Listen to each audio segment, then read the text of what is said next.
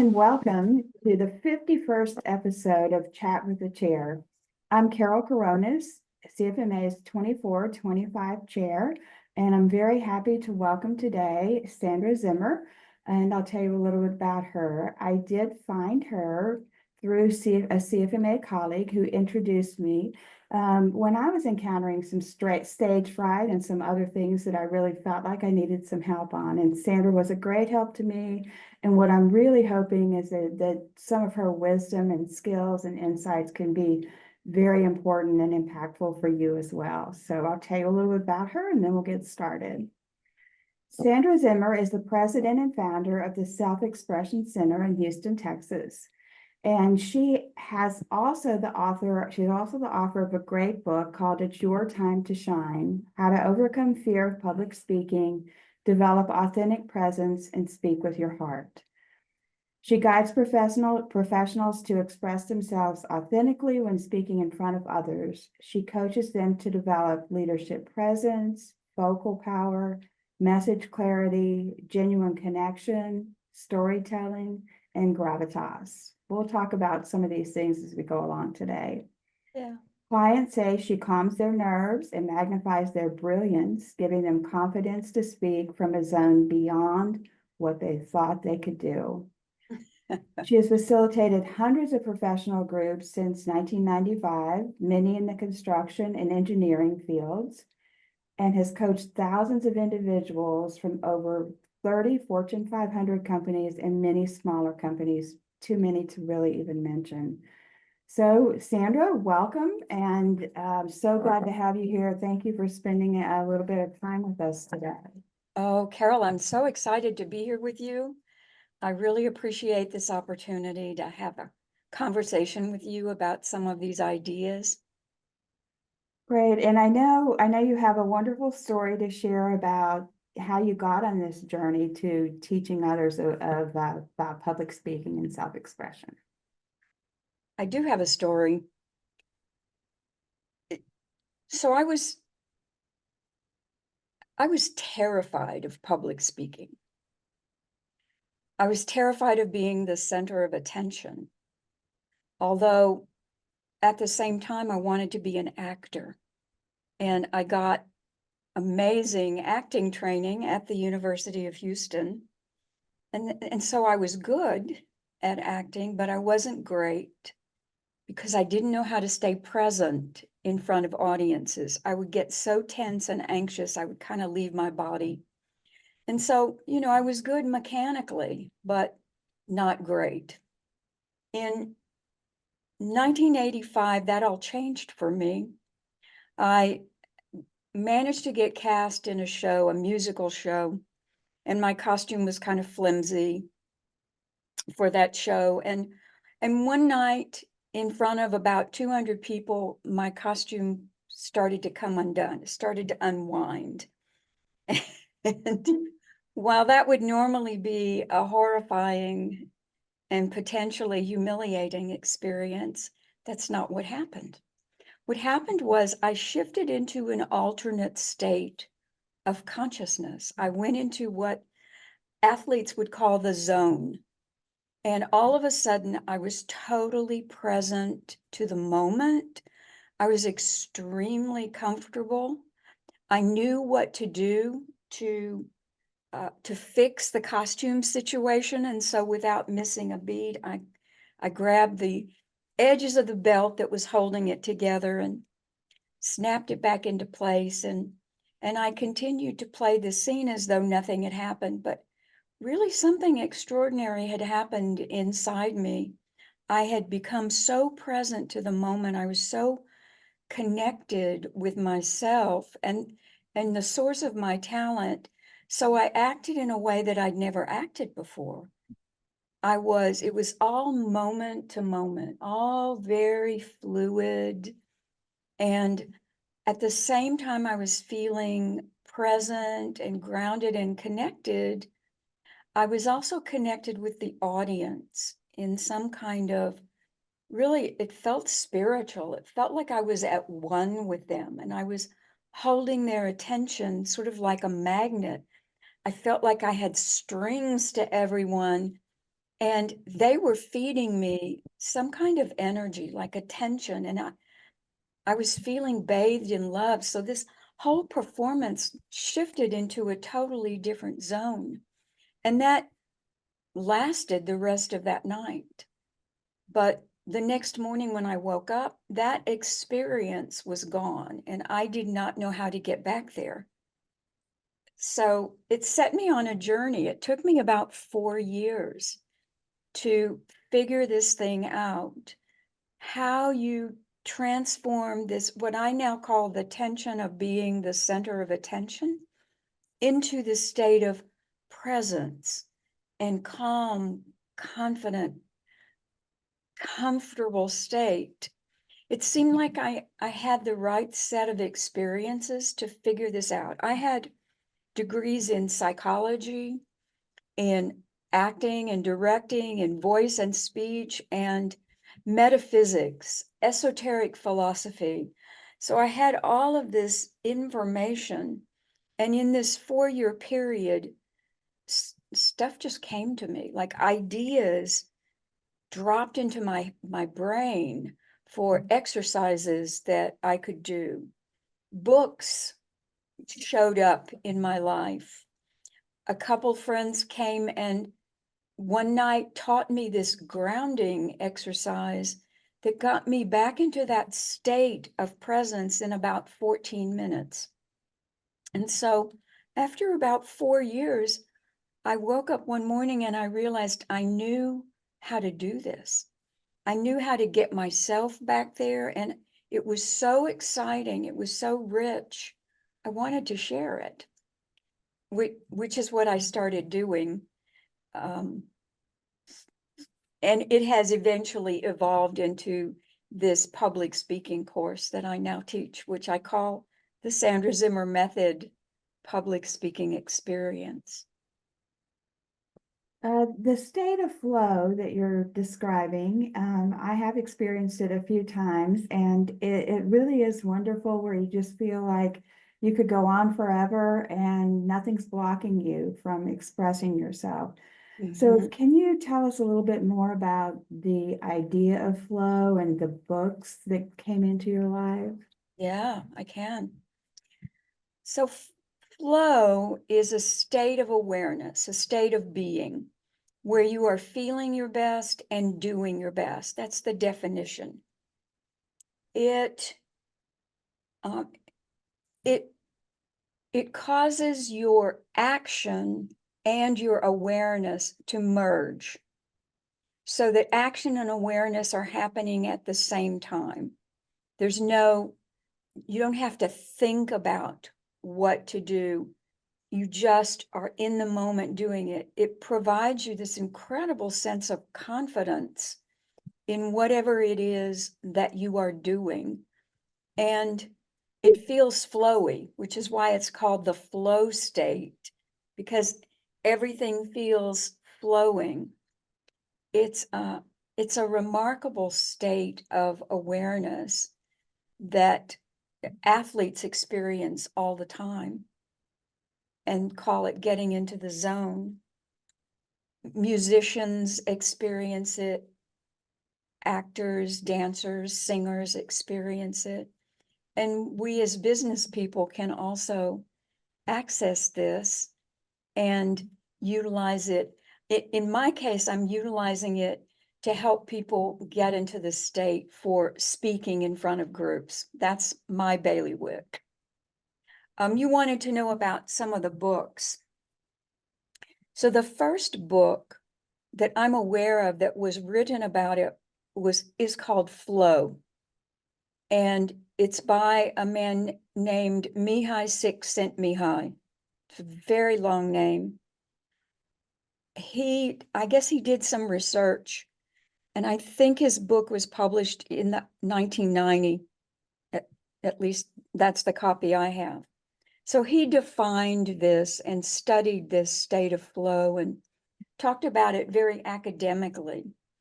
And then in the mid 2000s, this guy named Stephen Kotler wrote a book called The Rise of Superman. And he Stephen collected all the information he could find about flow, and he spent a lot of time researching people who did extreme sports. So, you know, these crazy people who were doing sports that are so dangerous that if they don't get into flow, they're going to be either seriously hurt or die. And that book compiles a lot of the information about flow that, honestly, when I read it, I think I read it about 20, maybe 16. When I read it, I realized that he was backing up everything that I had intuited back in 1985, between 1985 and 1988, when I first started teaching my method. Everything that I had intuited, he was backing up with science, which felt good. Yes. Yeah, you had discovered it and he had written about it. And just to let everybody know, we are going to include the information about those two books in the notes. So that way everyone will have access to it if they want to just dive a little bit deeper into it. The state of flow is just something that's so amazing. If you can achieve it and work to achieve it, there are just so many wonderful things that can happen. And the main one that I feel like is really important is that you'll be able to express yourself.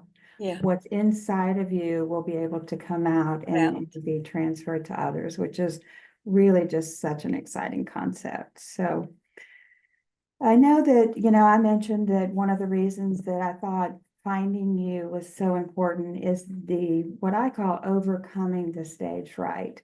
And I know the way you explain it, it's more using that energy of stage fright in a different way. So Yeah. can you tell us about that?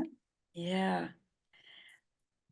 So I think that the initial sort of discovery that I made that night when I triggered into flow accidentally was that there is a real shift in how you can experience yourself in front of others, that it's possible to become really comfortable being yourself in front of others, and that the energy that's underneath stage fright, or what I now call the tension of being the center of attention, that underneath that tension, there's a flow of energy, and that it's possible to utilize your stage fright tension and grab a hold of it and use it as energy to speak from passion.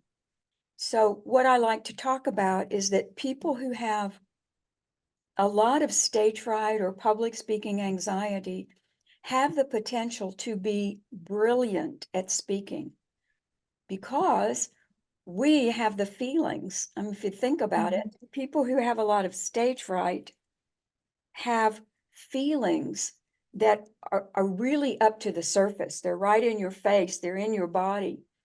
And instead of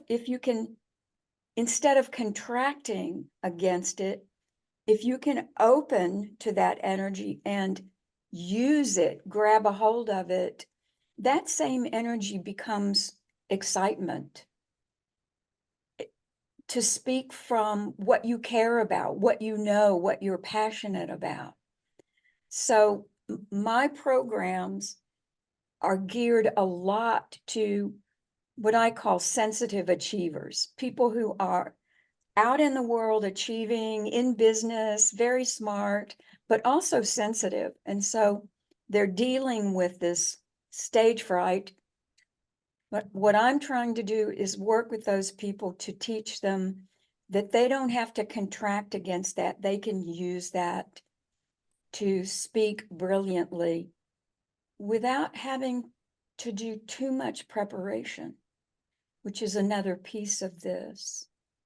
You and Yes, I have found that if I actually don't have a script that is telling me word for word what to do, and instead just have some ideas that I want to convey, that I'm just a lot better at communicating in that way. And so that's exactly what your method does. And I know that the method that you teach has 4 basic steps. Can you walk us through that? Yeah. Yeah. So the first step in the Sandra Zimmer method is to get out of your head and into your body. To learn to relax your attention, your energy, your awareness from being mostly in the head and redistribute it through your whole physical body. I do that through a grounding exercise that I mentioned earlier. And we do this at the center of attention. So in small groups, it works best. So you have an actual audience that you're working in front of. So we're learning to be grounded and present and comfortable in our skin at the center of attention first. Once people start to be comfortable just being themselves in front of the group, then we can work on making real connection. And I'm doing this through what I call a soft eye contact. I'm teaching people to receive the flow of attention from individuals in a group as support rather than something that they're bracing against. And it's kind of magical when you start to learn to receive the flow of attention from one person at a time. It doesn't take very many people, no matter how many are in the group. It doesn't take much time when you start to feel this sense of we are here together instead of I am up here alone talking at you. So that's step 2, making genuine connection by receiving the flow of attention. The third step is learning to flow your speech the way that you do when you're just talking with friends or family.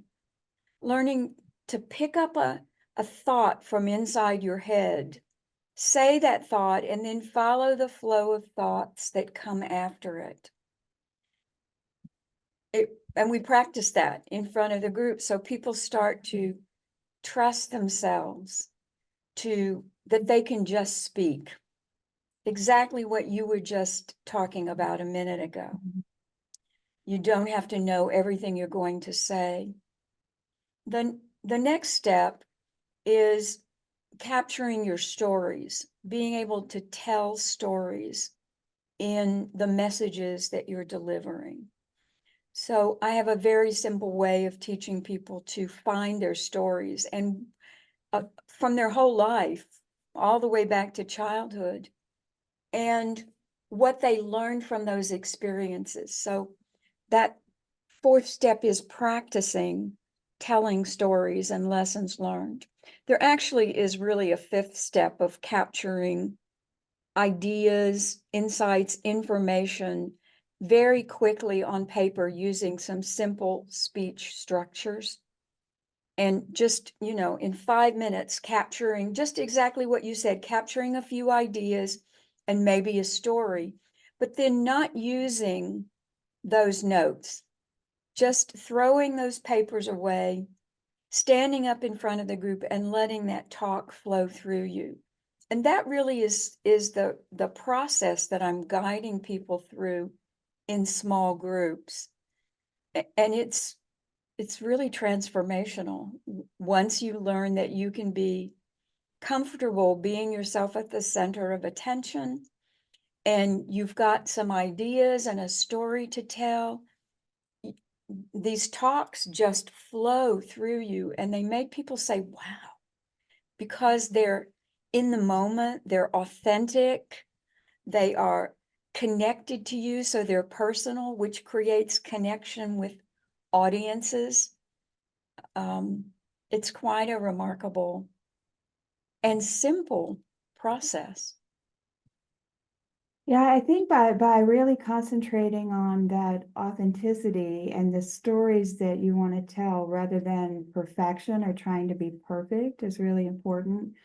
And I just want to take a moment to say that this applies not only to telling a speech in front of a large audience, but especially in the construction realm or even in business and even in our personal lives, there are times when we need to convey ideas clearly to others, whether it be the board of directors, a group of our colleagues, or just family members who are gathered together.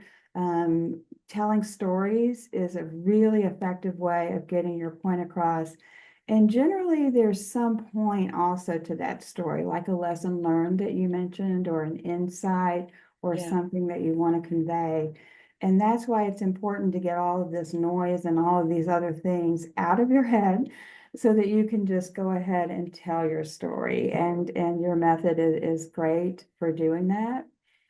And the other thing you mentioned was with grounding, that terminology, grounding, basically, and you mentioned getting out of your head, you're physically really getting all of the noise from out of your head, and into the ground, even in the grounding exercise, or just really stepping and planting your feet down, so that you can then convey what it is that you want to convey. So as you mentioned, I think it can be very magical, and in those instances when we do want to convey something to others, being able to do that is very important. Yeah. Let's talk about grounding. Grounding means two things to me. First of all, it's an exercise.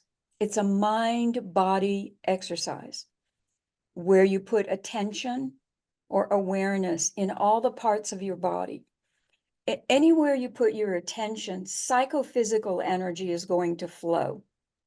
So if you put your attention into your whole body, you bring awareness, consciousness, a sense of presence into your physical body.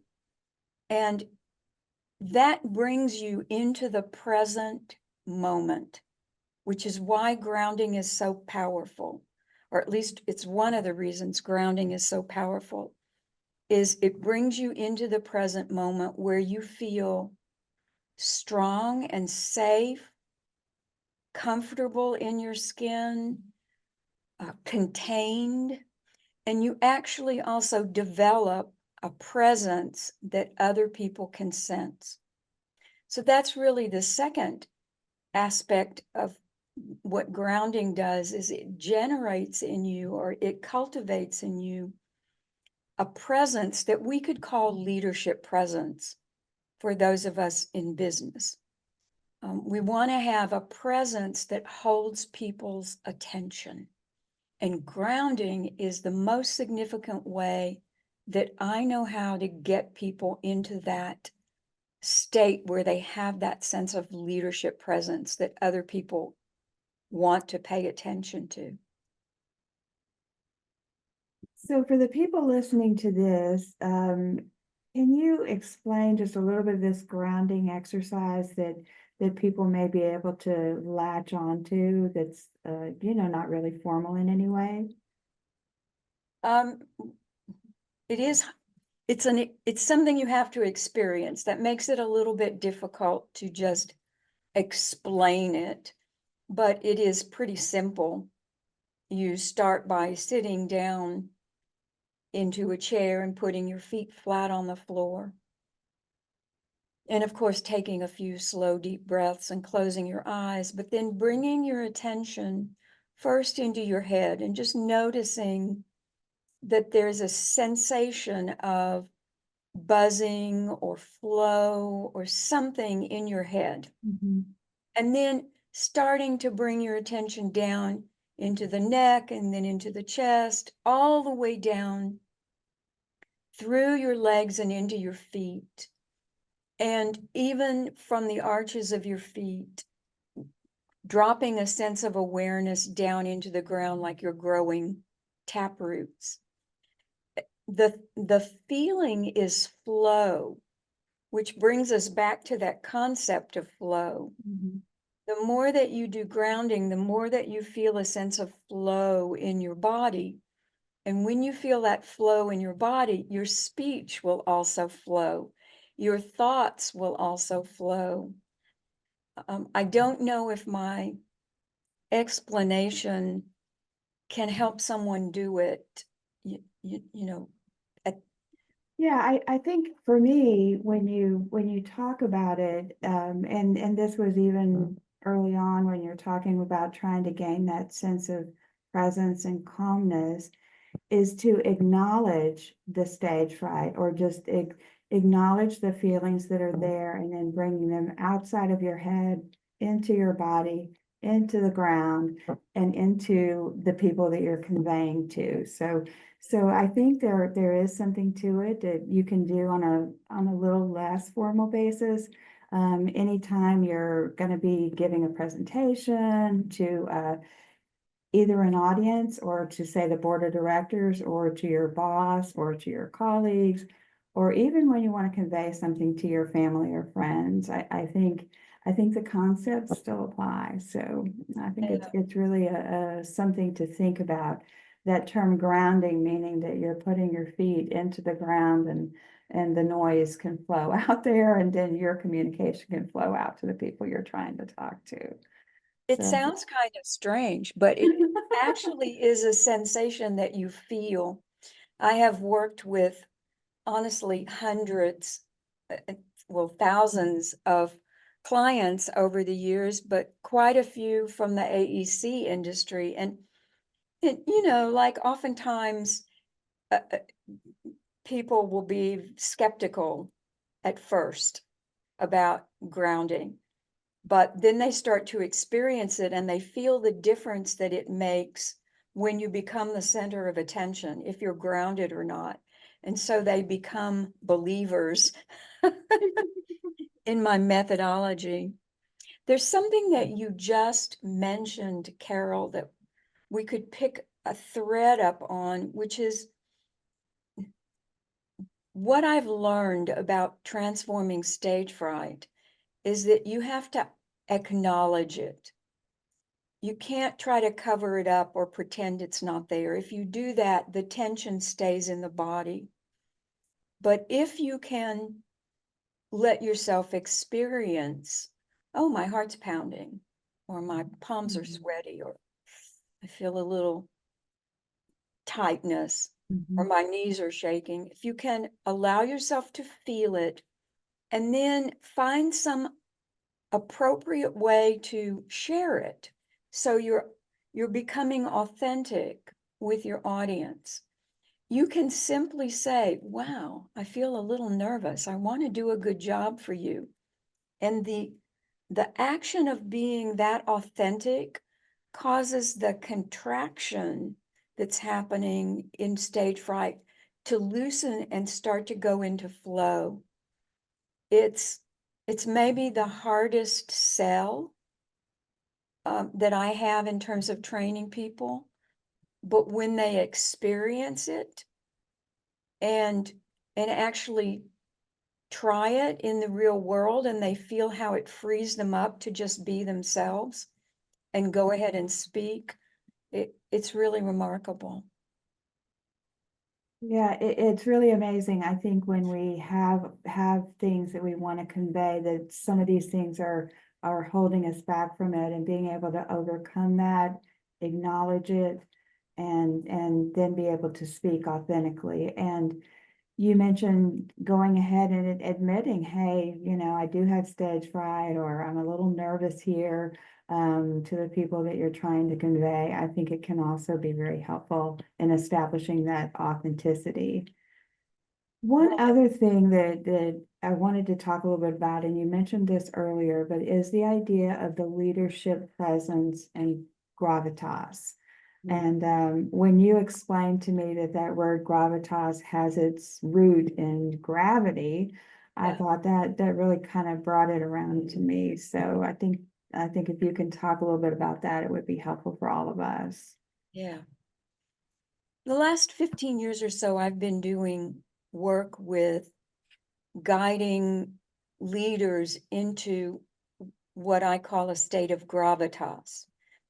Gravitas is, for me, a style of leadership presence that is wise and thoughtful. someone who embodies gravitas is able to stop, think deeply, and speak wisely for the good of the whole group. You probably know some people in your company or in the world that when they speak, everyone just stops and listens because they know they're going to hear something wise. The word gravitas comes from the word gravity, which means to give weight and importance to something. So gravity, so the earth has a gravitational force field, right? And it holds us down on the planet. It keeps us from flying off into space. That idea of being able to hold the center of attention is what we mean when we talk about somebody embodying gravitas.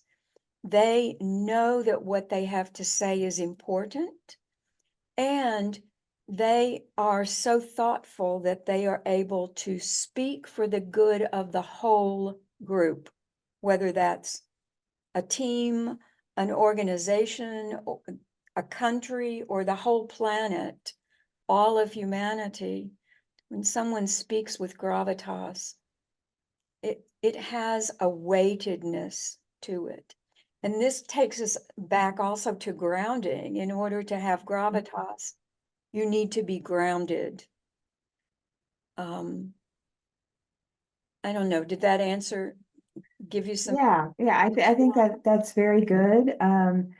A lot of times as a leader and most of the people within the CFMA community are leaders in one way or another, to be able to establish that presence and through grounding and some of these other things. And I know it's even more advanced than that, and we're just touching the surface here a little bit. It's just another thing that's really important for us to try to achieve as we're trying to communicate what it is that's inside of us, our stories, our lessons learned, the experiences that we gather and want to convey to others. Being in a new position, I have encountered many times where I really had the need to convey just some stories and some experiences and things. And it's been a great method to do that and to really try and get down within you and convey what it is that you're trying to convey without letting noise and other things get in the way. I notice as you're speaking that you say very few uhs, that you are really in a flow of thoughts. I can see that you are thinking as you're speaking, but you are not you are allowing, you really learn to allow it to flow through you. And when you need to stop, you just stop and think. Yeah, I've definitely been accused of being a thinker, so I'm glad that that's coming across. And conveying those lessons learned, conveying, being able to tell stories and hold that attention is extremely important in so much that we do. Especially when you might have difficult conversations that you're going to be walking into. Either with your family, with people who report to you, or even people that you report to, being able to really convey that in a great and authentic way with flow, because you're really trying to convey your thoughts. And so that's what you need to be doing rather than working on perfection, which I think trips us up quite a bit. Yeah. And I think people get really tripped up about trying to be perfect about public speaking or speaking in meetings. Public speaking is something we're doing all the time, every day, everywhere. We are speaking in public, whether it's a lot of meetings. So many people hold themselves back because they haven't worked it all out in their head, or because it's not going to be perfect. And my message is that when it comes to speaking to groups, it does not have to be perfect in order to be brilliant. The brilliance comes from the heart, from the passion that you have for whatever it is that you are talking about. And people will feel that energy. And they're not watching for your perfect delivery. They don't care about that. They care about the energy underneath what you're saying. And as you said earlier, the clarity of the message. That's a wonderful word that you use there, brilliance. And that just brings things back around to it's your time to shine, right? It's your time to be brilliant. And I had a great conversation at actually the Chicago CFMA chapter event last night with Gordon Marshall, a long time, very, very wise CFMA member, who was telling me that people will remember long after you say things, maybe one or two things that they felt were brilliant and that they felt were really smart and things that maybe that they had never thought of. So as you're conveying some of your authenticity and your thoughts, it's important to know that somebody else just may grab a hold of something and hold on to it for a long time and be able to recall it and have some impact on their lives. That's so true. That actually was brilliant, Carol. I had a spiritual teacher way back in the 1970s, and things that he said to me, just sort of offhand, come back to me all the time and have resonate with me and continue to guide me. If I have a message for people, it's that everyone has wisdom, everyone has something that they are really good at, that they are brilliant at, or that they understand. And it's important that we feel free to share that. I mean, if everyone in the world felt totally free to be who they authentically are and share that in front of groups, imagine the creativity that would be available to all of humanity. Absolutely. Well, I want to say again, I appreciate your spending some time with us, and I hope that people listening to this are able to take some pearls of wisdom from it. Is there any final thought or something that you'd like to leave us with today? Well, I would just maybe add this thought that most public speaking teachers or coaches will say, just be yourself. That's the first and last piece of advice that is given to people. But how do you do that? You have to have a method that allows you to learn how to relax into being yourself in front of others so that you feel free to be yourself. And once you're there, public speaking gets really easy. It just gets really easy. You did it yesterday. You told me the story of doing it. Yes, it was amazing. Again, talking about that Chicago chapter event, not having any notes, but just letting my feelings just flow out. And it was great to do that. And the audience received it very well. And basically, I was able to convey my inner thoughts and gratitude for everybody that was in the audience who had done so much for CFMA. So just a wonderful example. We're going to put in the notes information about the books that we talked about and also about how to contact Sandra if you want more information or any coaching advice. She's very, very helpful. And she is the leader and founder, president of the Self-Expression Center in Houston, Texas, but also does things virtually. And I'm sure she'd love to hear from you. Thanks again, Sandra. We really appreciate it and look forward to more conversations. Thank Oh, you. You're so welcome. Thank you so much for this opportunity. I really appreciate it. Glad to be here.